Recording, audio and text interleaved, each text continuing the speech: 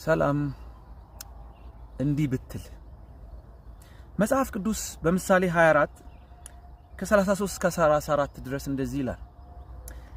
ጥቂት ትተኛለህ፣ ጥቂትም ታንቀላፋለህ፣ ትተኛም ዘንድ ጥቂት እጅን ታጣጥፋለህ።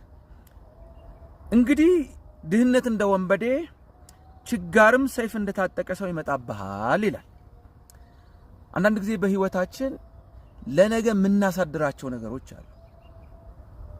ጥቂት ላሽልብ፣ ጥቂት ልተኛ፣ ነገ ሰራዋለሁ፣ ጥቂት ላንቀላፋ፣ ነገ አከናውነዋለሁ፣ ጥቂት እጄን አጣጥፌ ልረፍ፣ ነገ ይደርሳል፣ ነገ በእጃችን ያለ ይመስል ነገ ሰራዋለሁ፣ ነገ ይደርሳል የምንላቸው ነገሮች አሉ። አንዳንድ ጊዜ እንደዚህ ነገሮች ስንል ጥቂት ልረፍ፣ ጥቂት ላንቀላፋ፣